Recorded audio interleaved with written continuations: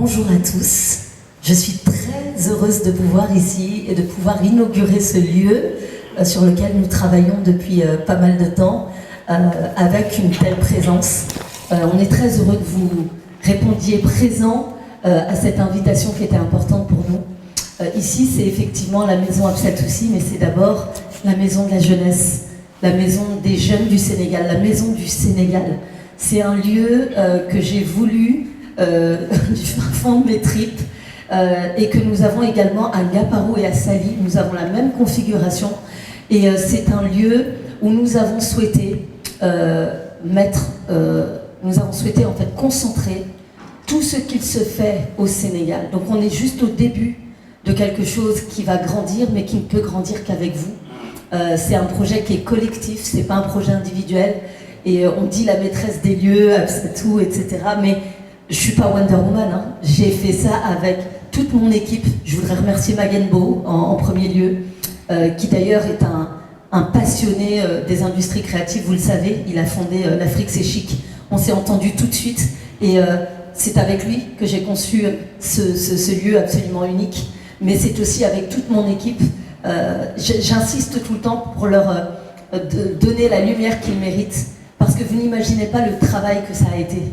Le travail a été lourd, colossal, dans des périodes assez tumultueuses.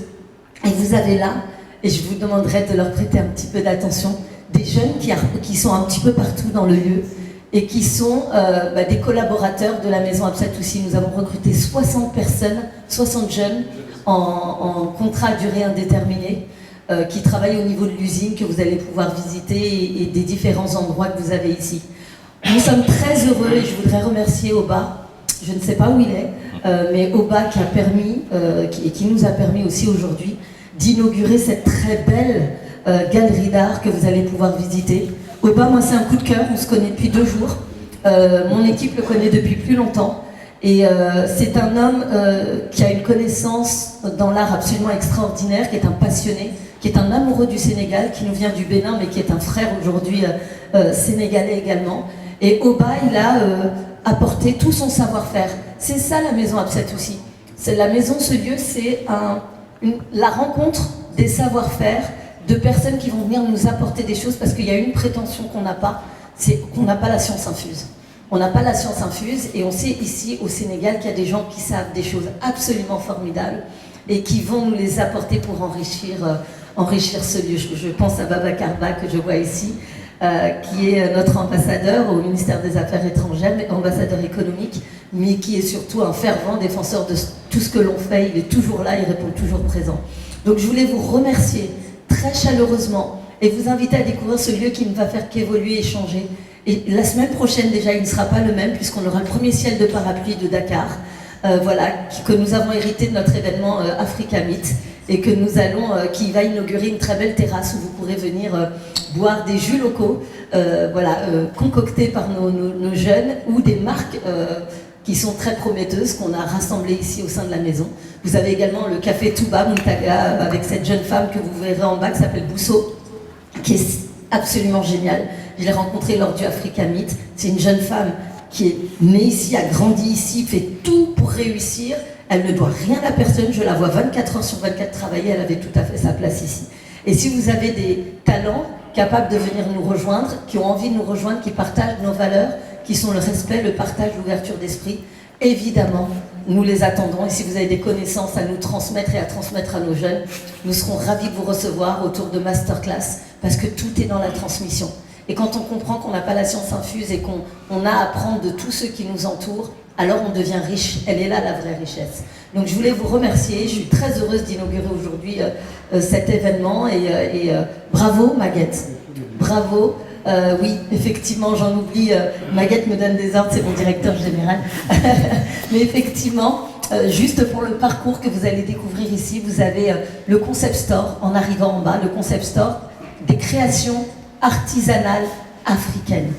Donc vous avez nos vanniers, parce qu'on a un atelier vannerie également à Saly, avec un formateur qui est venu former des jeunes qu'on a recrutés. On a recruté 20 jeunes à Saly qui font des paniers, qui font des layous, et on travaille avec des jeunes Touaregs que j'ai découverts qui travaillent divinement bien et qui revêtent certains de ces layoux de cuir. La bonne nouvelle, c'est qu'on va atterrir très prochainement aux Galeries Lafayette. Donc je suis très heureuse de ça et nous ferons le premier mondial avec les maisons et objets à Paris en septembre, où nous allons pouvoir commercialiser les créations de tous ces artisans made in Africa. Donc ça, on est très fiers. Vous allez découvrir en bas une partie épicerie fine qui va beaucoup se développer dans les prochains jours parce qu'on a pas mal de livraisons qui arrivent.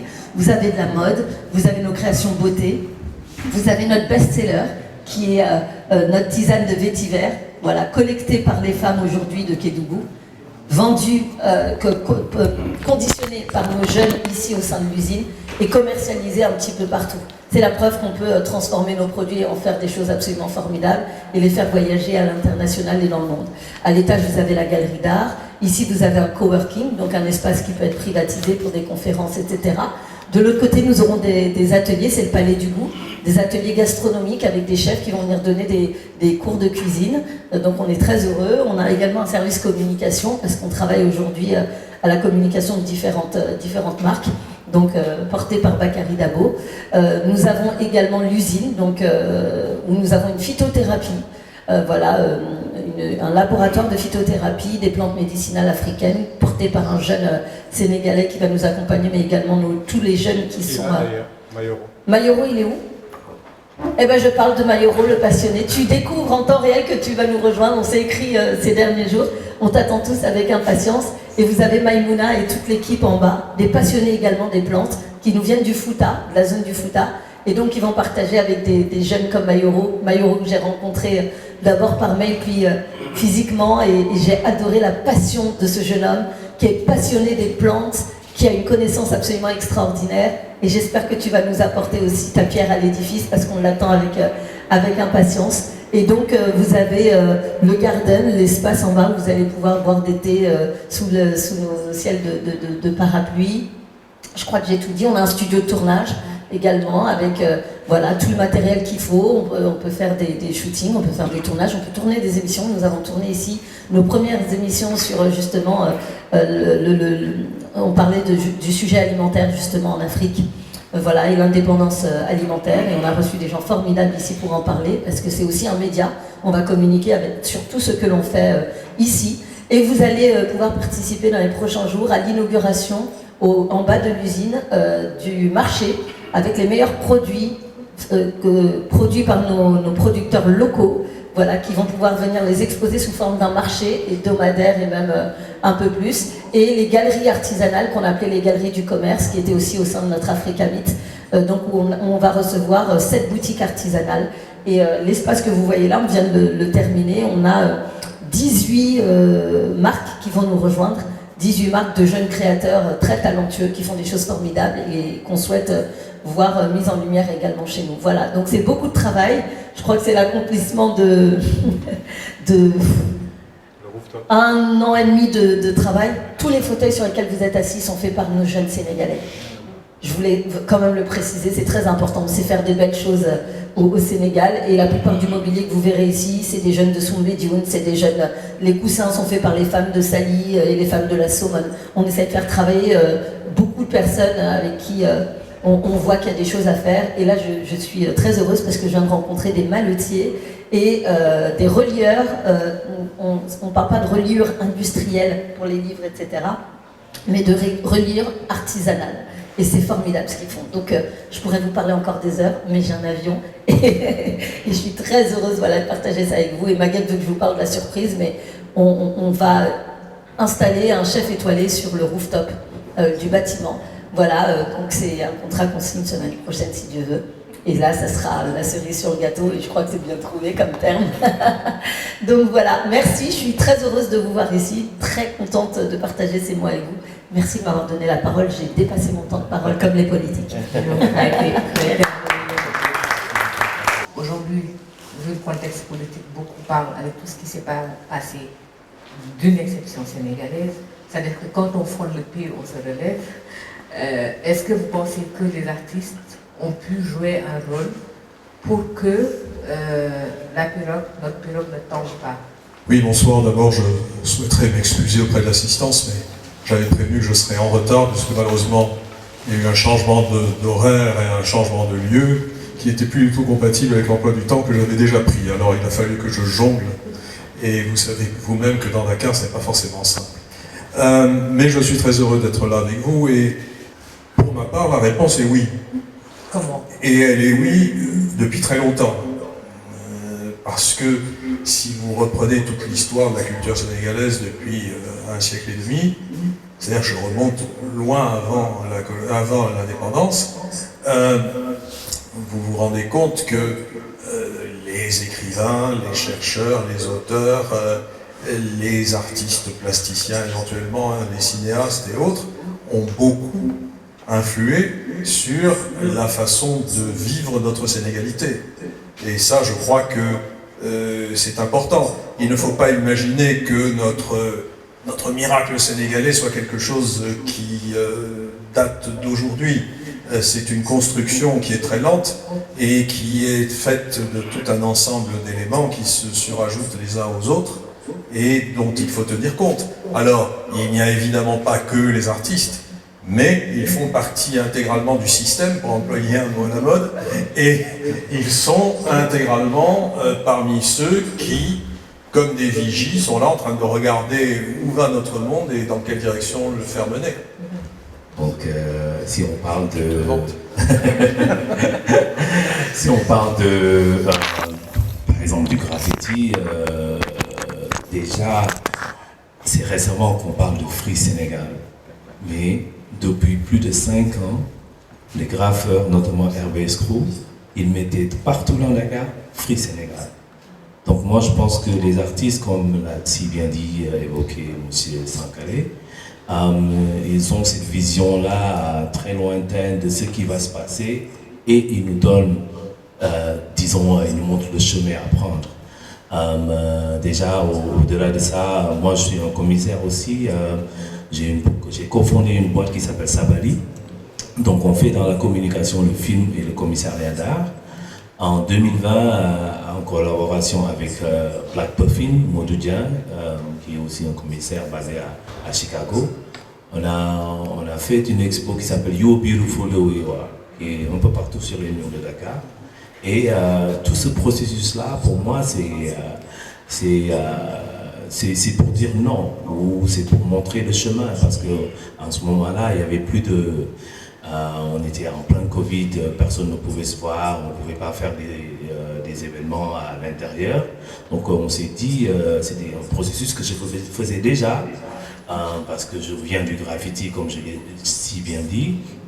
Après, à un moment donné, vu que j'avais arrêté le graffiti, je prenais mes photos et je les imprimais en grand et je les mettais sur les murs, notamment à la Médina. Donc on a fait le même processus avec You Beautiful the Way You Are, qui est un peu partout. Et récemment aussi, il y a une autre expo au niveau de Cheikh Anta Diop et à la Médina, appelée Knowledge and Movement, qui célébrant les cinquantenaires du mouvement hip-hop. Donc pour moi, on est là, l'artiste est là, le critique il est là, les journalistes sont là, les designers sont là, et je pense même de façon beaucoup plus large, même la pop culture est là, et il va falloir juste mettre pour ce nouveau gouvernement, pour tout ce qu'il essaie de dire et de mettre en place, inclure tous ces gens-là qui peuvent impulser une nouvelle connaissance, mais aussi une nouvelle économie, parce que il faut le dire, l'art c'est de l'économie, c'est beaucoup d'économie, et au Nigeria ils l'ont compris, et j'espère qu'on va le comprendre très bientôt. J'ai vu un secrétariat à la culture, ça c'est bien, parce que pour moi il faut une personne, j'espère que c'est la personne qu'il faut à la place qu'il faut, je l'espère bien, et aussi il faut que les artistes et aussi les critiques et que tout le monde puisse se retrouver, avoir ces petits moments-là d'humanité et ces moments d'échange pour pouvoir changer cette donne-là. Parce que si on ne s'engage pas, parfois on dit que parfois on évite de s'engager politiquement, mais parfois il le faut. Et je pense que les artistes, moi je le ferai pas, mais peut-être qu'il y en a d'autres qui vont le faire. Merci. Alors, je m'excuse, je voudrais juste rebondir sur ce qu'ont dit Sylvain. Je vous en prie. Tout à l'heure, par rapport au groupe RBS Crew, j'ai trouvé quelque chose de très intéressant, c'est qu'en 2020, ils ont fait une fresque sur la VDN qui parlait de ce qui s'était passé aux États-Unis avec George Floyd. Alors, cette répression policière, comme par hasard, quelques temps après, c'est arrivé au Sénégal. Et ils l'ont dénoncé sur je ne sais pas combien de mètres pour parler justement de la vision dont parlait Sylvain. C'est quelque chose qu'on retrouve beaucoup chez les graffeurs, c'est qu'ils ont cet engagement politique qu'on leur, entre guillemets, concède. Et on voit en fait au fil du temps qu'ils ont raison d'aborder ces sujets-là. Et comme on dit, qui ne connaît pas l'histoire est condamné à la revivre. Donc c'est encore d'autant plus intéressant. Donc ce qu'on disait tout à l'heure, c'est que la manière aussi de consommer le graffiti, il faut le voir à l'instant, l'imprimer parce qu'après ça va partir. Donc vraiment, moi je vous invite à être très curieux, à regarder Dakar, les murs, parce que vous apprenez énormément de choses à travers les graphes qui sont faits. Voilà. C'est une contribution très, très, très intéressante et on va enchaîner peut-être sur la question avec les usages entrepreneuriaux. Comment vous les appréciez? Alors, aujourd'hui, les artistes, comme disait Sylvain, on imagine souvent que c'est des gens qui sont la tête dans les nuages, qui peignent du matin au soir devant une clope et du café. Ce n'est pas du tout le cas, je pense, je parle sous son contrôle. Ce qui est intéressant aujourd'hui, c'est de voir comment on peut développer justement même une microéconomie autour de son travail. C'est tout à fait possible. Il peut y avoir des activités connexes, il peut y avoir vous voyez maintenant des artistes qui vont faire des t-shirts avec leurs tableaux. En tout cas,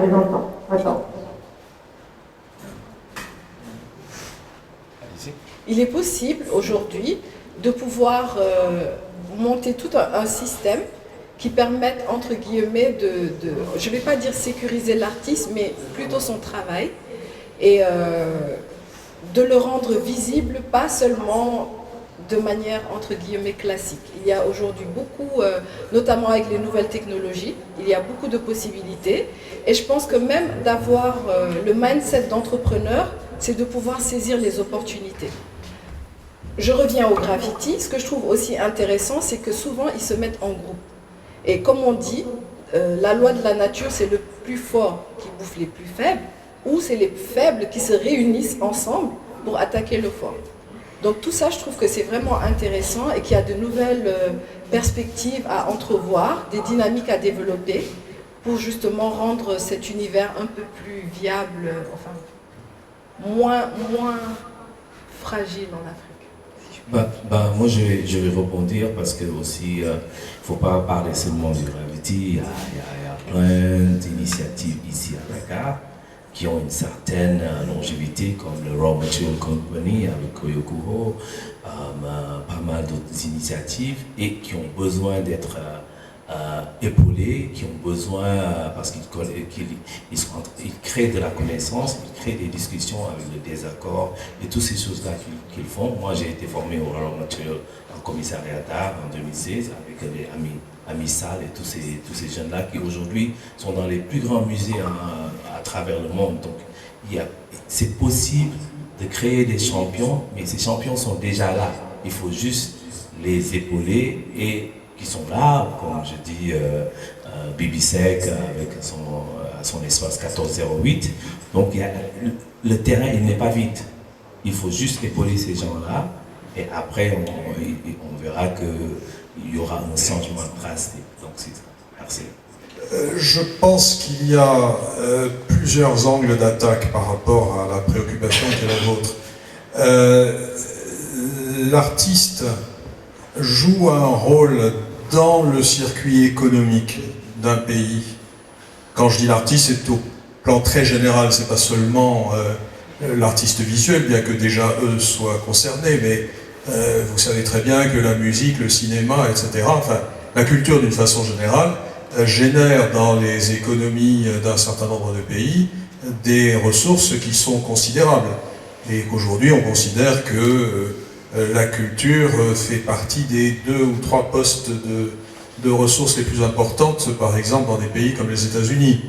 Donc, si vous voulez, je crois que il est temps que le monde de l'art et de la culture fasse connaître le poids qui peut peser sur un plan économique et dont on ne parle pas assez souvent et que l'on a tendance à négliger. Pour tout le monde au Sénégal, un artiste, c'est forcément quelqu'un qui se promène débraillé, sans le sou et les cheveux au vent. C'est pas nécessairement ça. Et donc, si vous voulez, je crois qu'il y a là déjà un changement de mentalité qu'il est très important de pouvoir mener. Et puis, l'artiste aussi est un observateur et un observateur critique de la société dans laquelle nous vivons. Et il peut orienter l'évolution de cette société à la fois parce qu'il va dénoncer des choses qui lui paraissent mériter d'être dénoncées et à la fois parce qu'il va donner les directions. A priori, un artiste est quelqu'un qui est quelqu'un qui voit, qui a un don de vision que n'ont pas les autres et qui donc est capable de pouvoir dire mais voilà où nous voulons aller, voilà où il faudrait que nous allions, etc., etc., toute chose qui n'est pas donnée à tout le monde. Et c'est dans ces 2 dimensions que les artistes me semblent avoir un rôle très important à jouer et qu'il faut qu'ils jouent. Je voudrais remercier aussi toute l'équipe qui m'accompagne. Je m'appelle Maguette Mbo, je suis cofondateur de cet espace avec Absat aussi.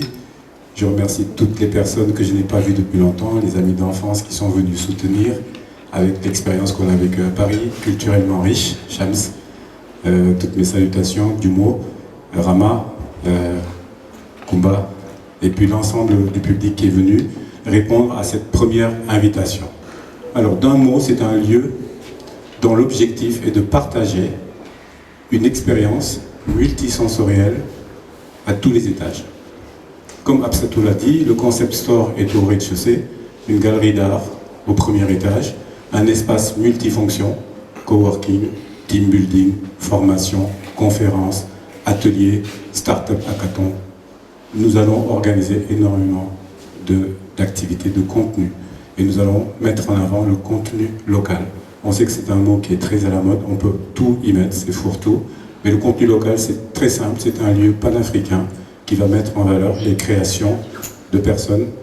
Je dirais le terme afrophile, parce qu'on n'est pas seulement africain aimant l'Afrique, mais il y a d'autres communautés qui aiment l'Afrique, qui concourent au développement, et nous allons les accompagner en créant ici un média, parce que derrière tous ces contenus que vous allez découvrir, nous allons créer un média, un magazine, mais aussi un média digital, avec Bakary, qui est notre homme de médias. Il y aura un plateau TV ici, nous allons pouvoir organiser ce type de conférence. Moi, mon idée, c'est un événement par jour ici. Un événement par jour. Une programmation 365 sur 365 que vous allez pouvoir suivre sur nos réseaux sociaux. Absatou a une très grande force de frappe en termes de communication. Et je vous remercie encore d'être venus nombreux à cette première, en vous disant que les belles surprises arrivent. Nous avons plein d'idées.